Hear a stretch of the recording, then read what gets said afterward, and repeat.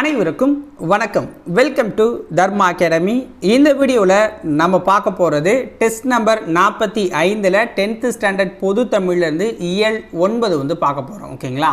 So நம்ம இந்த சீரீஸை ஸ்டார்ட் பண்ணும்போது 6th டென்த்து வரைக்கும் கொடுக்குறோம் அப்படின்னு நம்ம வந்து சொல்லியிருந்தோம். ஸோ ஆல்ரெடி இதோட 10th வரைக்கும் நம்ம முடிச்சிட்டோம். ஓகேங்களா? ஸோ அதனால் இனிமேல் வந்து பார்த்திங்கன்னா குரூப் 2 2Aக்கு உண்டான வீடியோ கிளாஸஸ் வந்து போகுது. எல்லா சப்ஜெக்ட்டுக்குமே நடத்த போகிறாங்க. ஸோ இந்த சீரீஸ் பொது தமிழ் இன்னையோட முடியுது. ஓகேங்களா? இதுக்கப்புறமும் பொது தமிழ் வீடியோஸ் வரும். அது வேறு ஒரு சீரீஸாக இருக்கும், ப்ளஸ் வீடியோ கிளாஸாகவே இருக்கும். ஓகேங்களா? ஸோ அதனால் அதை வந்து ஃபாலோ பண்ண மறந்துடாதீங்க. நாளையிலேருந்து கிளாஸஸ் வந்து ஸ்டார்ட் ஆகுது. டெஸ்ட் பேட்சஸ் மற்றும் புத்தகங்கள் உங்களுக்கு வேணும் அப்படின்னா நம்மளுடைய வாட்ஸ்அப் நம்பரில் மெசேஜ் பண்ணி வாங்கிக்கோங்க. வாங்க இன்றைக்கி வீடியோக்குள்ளே போகலாம். முதல் வினா, சிறுகதை மன்னன் என அழைக்கப்படுபவர் யார்? சிறுகதை மன்னன் என அழைக்கப்படுபவர் யார்? ஆன்சர் ஜெயகாந்தன். முகமது ரஃபி எந்த மாவட்டத்தில் பிறந்தார்? முகமது ரஃபி எந்த மாவட்டத்தில் பிறந்தார்? ஆன்சர் தஞ்சாவூர். தேம்பாவணி நூலின் ஆசிரியர் யார்? தேம்பாவணி நூலின் ஆசிரியர் யார்? ஆன்சர் வீரமாமுனிவர். சேக்கை என்பதன் பொருள் என்ன? சேக்கை என்பதன் பொருள் என்ன? ஆன்சர் படுக்கை. யாக்கை என்பதன் பொருள் என்ன? யாக்கை என்பதன் பொருள் உடல். படலை என்பதன் பொருள் என்ன? படலை என்பதன் பொருள் என்ன? ஆன்சர் மாலை.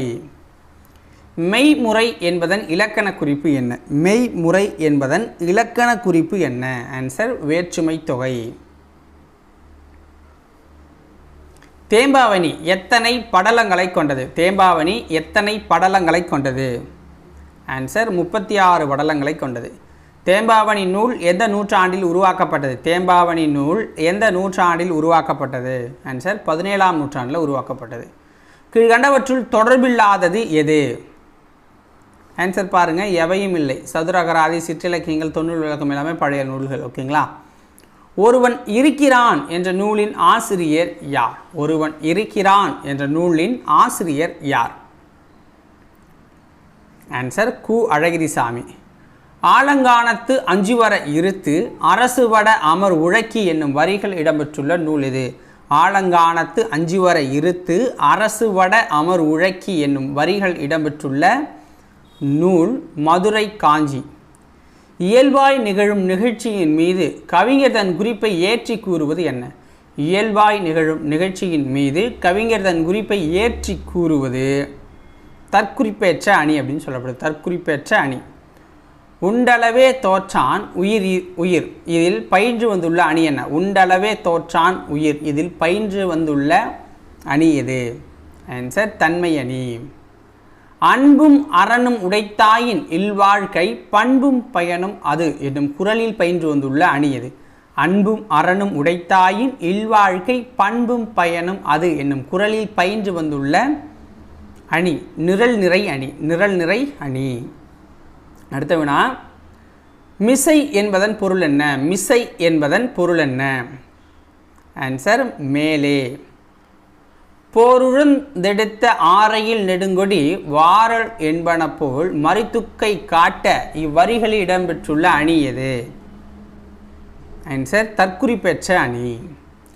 யானை சவாரி என்னும் நூலின் ஆசிரியர் யார்? யானை சவாரி என்னும் நூலின் ஆசிரியர் யார்? பாவண்ணன் அவர்கள். பாவண்ணன் அவர்கள். கல்மரம் என்ற நூலின் ஆசிரியர் யார்? கல்மரம் என்னும் நூலின் ஆசிரியர் யார்? ஆன்சர் திலகவதி. அற்றை திங்கள் அவ்வெண்ணிலவில் என்னும் நூலின் ஆசிரியர் யார்? அற்றை திங்கள் அவ்வெண்ணிலவில் என்னும் நூலின் ஆசிரியர் யார்?